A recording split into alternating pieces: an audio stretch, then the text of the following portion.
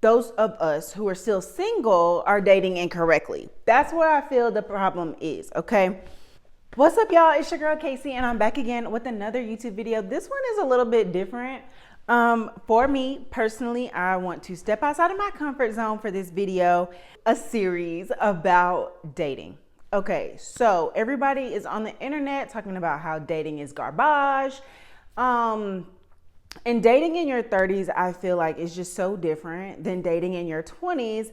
And I feel like there's a lot more to be said and learned. And I feel like those of us who are still single are dating incorrectly. That's where I feel the problem is, okay? So I equate this to like, okay, you know how like whenever you're doing something, whatever you're doing professionally or you're trying to get better at it, it's all about the reps, right?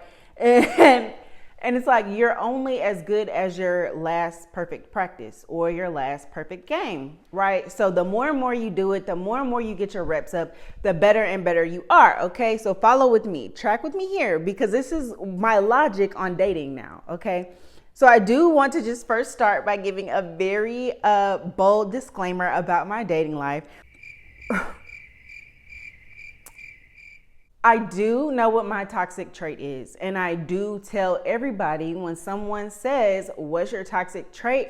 I say the same thing. My toxic trait is that when I don't care, it's a very dangerous spot for everybody, okay? Because if I don't care about something, then it's all downhill from there, okay? It's very hard for me to care again once I don't care. That's my toxic trait. And once I don't care, it's like literally a switch is flipped for me, okay? And it could be the most subtlest thing that just makes me just not care anymore. And that subtle thing to you may not be a big deal. But see, this is a culmination of things, right? And so then when it finally flips, then I'm out. That's my toxic trait, okay? So that's just the warning from where this advice is coming from, okay? So I feel like in your 30s, you really know how to communicate and you really know what you can tolerate in your 30s, whereas in your 20s, I feel like you're a lot more reckless, okay? So I really want to talk about boundaries, communication, consistency. And those are just kind of the bigger things that I want to talk about. Yeah, my thing about my toxic trait is guys typically don't ask follow-up questions when I say that that's my toxic trait. I think it's because they don't believe the words that I'm saying. They have not seen a woman just been able to just completely cut it off cold turkey. And so they just don't know really what that means. But I show them quickly, okay? I do, because I don't waste any time. So my one thing is whenever you don't know what something means, always ask questions, okay? So of course, we've all talked about boundaries. We've all talked about setting boundaries. We all talked about dating boundaries.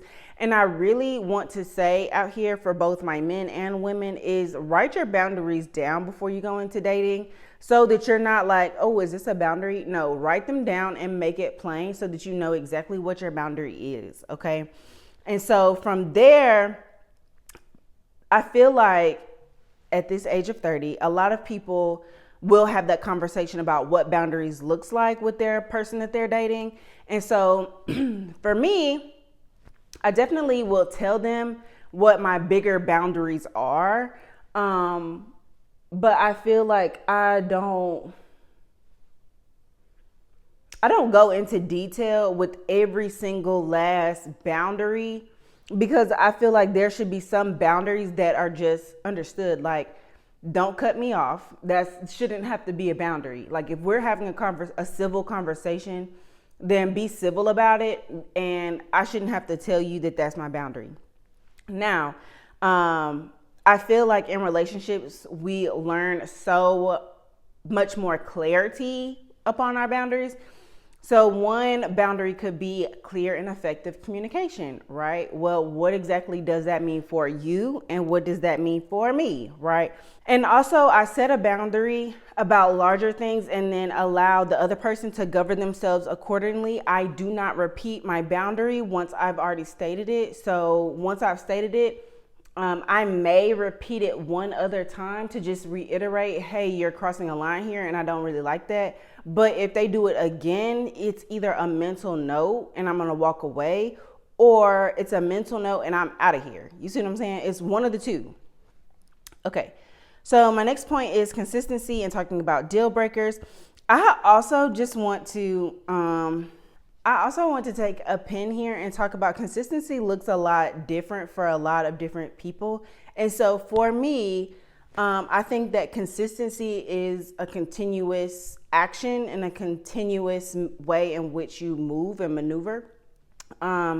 And I feel like a lot of guys will talk and get super excited about like, hey, let's do this, let's go here, let's do this. Like, and it's kind of like overwhelming you and you're kind of just like, what the heck? I know that we've seen like that marathon date thing that was going around on TikTok for a while, like about how a guy will take you out on multiple dates. So it starts off like going to a happy hour, going to dinner, going to like a Top Golf thing for after hours. And so it's just like all one day, multiple dates.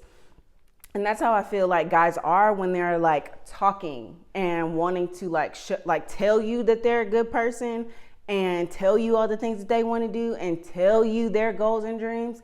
And so it's just a lot of talking and not really a lot of action. And that's really where I'm coming from when it comes about like consistency. I had an experience. So there was two things. He would do a lot of talking and, oh, let's do this, let's do that. And I'm like, but we haven't done the first thing. We haven't finished the first thing that you talked about. We started something and now you want to just drop this thing to start doing that. Like, I don't really, like, that's just a lot going on when we committed to doing this one thing together. Let's do this one thing together. And I feel like I have ADHD like tendencies, okay? So I definitely get it. But I'm just like, okay, you're a person who likes to start things and stop them and start and stop. And I don't really like that because I be like that. So I need someone who is going to have some follow through. I do have follow through. I have more follow through with my professional goals than anything else. But anywho, don't put up a facade of something that you are when you're not. And that's my biggest like pet peeve. Like, just be you, be cool, and let me see if I can vibe with that. Like, so my next point is about communication. And I feel like in my 30s, I know what I want and I know what I need when it comes to relationship. And I also know when and how to communicate those things. So oftentimes guys will get offended because you don't lay it all out for them and explain it all like step by step, how you want to communicate, what you want, what your boundaries are, and let them live in that cookie cutter box. I don't do that up front because I'm just like, I just want to see how you are naturally. And if I like that, then that's cool. And then, you know, as time goes, you know, we can continue to learn and grow each other. But in the beginning, I'm just like, I just want to see if we can kick it. You know what I'm saying? And so a couple of guys I've dated have all like kind of said the same things. And when I'm through, I really am through. And I really don't do a whole lot of explanation, which is also like kind of leading into my next point of, you know, no is a complete answer. And I'm just like, hey, this was great. This was fun. This is no longer going to work for me. And I don't always feel the need to explain why, because this is just your personality trait. And so if I just tell you like, hey, I really just don't like the fact that you say those things because those are my deal breakers and I don't need you trying to convince me of why I should stay, if that makes sense. And I feel like a lot of guys do that and just kind of like, whenever you walk away, it's kind of like, oh, well, I can do this, or I really like the fact that you're here. And I'm like, okay, like I get the fact that, you know, you like my company, but I don't really like yours anymore. You know what I mean? And so it's kind of like, that's really the basis of this. Like, I just don't want to continue to see you. And I think we should move forward. And there's nothing that you can tell me to convince me that my no is going to turn into a yes. And so I feel like closure and communication are two different things. I feel like there have there are always going to be times where you're not going to get the closure that you want. Like, you're not going to get the ideal, like, why. Some people don't know the answer why. Some people you don't even want to know their why, because it could be more damaging to you than what you are prepared for. So I would just suggest to just move on.